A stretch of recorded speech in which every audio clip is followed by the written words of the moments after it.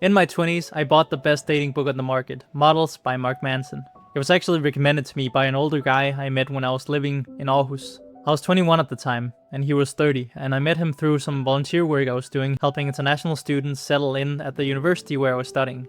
He could see I was kind of on a come-up. I didn't have much experience back then, but I was really trying hard to improve my life. So he took a liking to me, mentored me a bit, and he put me onto this book. I thought it was just going to teach me how to talk to girls, but what it really did was give me a bunch of basic fundamentals I'd never actually done. I hadn't spent any real time on stuff as simple as having a decent haircut or wearing clothes that weren't a mess. And this ended up having a big difference in my life, because the two biggest things in that book that I immediately took away was the two F's, the fashion and fitness. And those are quite quick to implement, and they basically have no downside. People, they read you in seconds before you even open your mouth, and then they decide what kind of person you are. And there's a lot of things that really play into this. Your mental health, and again the two F's, the fashion and the fitness, they really give you some kind of vibe that people, they notice immediately when they see you.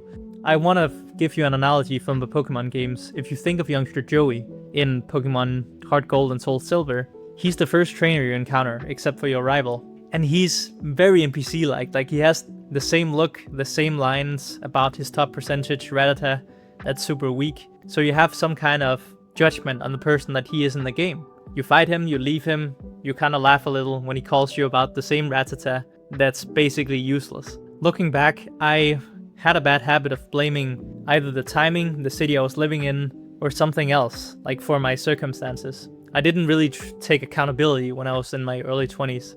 I just thought that I wasn't dealt the best hand, socially, and with dating. But when you really think about it, it doesn't help you to be in that mindset of, you know, if I was living in a bigger city, then it would be better. So what? Just make the goddamn time or move to a different city. Like, do the stuff necessary to actually improve your life. Take radical self-accountability. That's like one of the biggest life hacks, and most people, they never do. They just like to blame other people and say that, especially online, wow, were you even on this channel where I think the comment sections are genuinely very, very positive. Sometimes I'm like wondering, why are you spending so much time writing this negative comment? Why do you care so much about this random other YouTuber that you don't know to complain about this random thing about career choice that is being said or something like that? It does not serve you at all. So if you're not a doomer, I'd highly recommend just take radical self-accountability for everything you do, even sometimes when it literally is other people's fault. And you're like, oh, if this person didn't do that, then we wouldn't be in this situation. Somehow, you're linked to that person in that situation. So just take accountability for what's happening and move on. It doesn't make sense to be like, if you didn't do that, then we wouldn't be in this situation, and let you start accusing this person of that. Just cut it out. Cut all of it out. Just take responsibility, move on with your life, try to do the best you can from there. When you've decided to actually take accountability for your life, that's when you open yourself up to change. And there's a few simple to-dos I'd actually recommend to break out of these bad behaviors. First of all, there's the two F's I mentioned. For fashion and fitness, I'd literally just go onto YouTube, find some good fashion and fitness YouTubers you like, take some recommendations from them.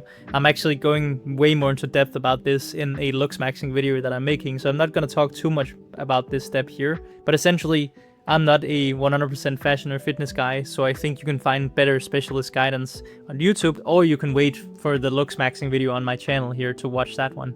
So I want to go more into the actual internal stuff, because the stuff about radical self-accountability is a lot about the internal engine that drives you. And one thing I also got from the book Models is the notion of non-neediness, that your self-worth should rest on how you judge yourself, not on how others judge you. Because even if you fix the externals, such as the fashion and fitness, you start looks maxing, people start treating you better, you might still feel like you have a closed heart. You might still shut people out because you're a bit needy. You might not feel vulnerable enough to open up. And honestly, like, being vulnerable and honest is one of the biggest personal strengths you can have if you're able to just say what you want and say what you mean. And if you know your personal truth and are willing to state it out there, that's really polarizing. And it will get reactions. But if you're not needy, you're willing to do that. And it will screen out people that you're not compatible with and pull in the ones that you actually are very compatible with. But I want you to have a very important caveat from this video, because all the stuff you're doing, you might think that isn't fixing all of this just you doing a performance in order to get approval from other people. And that's the exact thing I told you not to do, right? Well, no, because in essence, the reason why you might even think this way, it's because you desperately crave the love from others in order for you to feel whole. And this is not only in a relationship sense and a dating sense. It can be everyone. It can be your literal best friends that in one night they just didn't seem as onto you or in the mood to be as funny, as talkative as usual. If you don't love yourself, if you don't feel good about just giving yourself that approval, then that's gonna affect you more. When you start fixing all this kind of stuff and you do it from a sense of, I love myself, I want to better myself, I want to gift my future self a better life. I want my future self to look back at my younger self and be like, wow, you did this for us? I'm so moved. I love that you did this.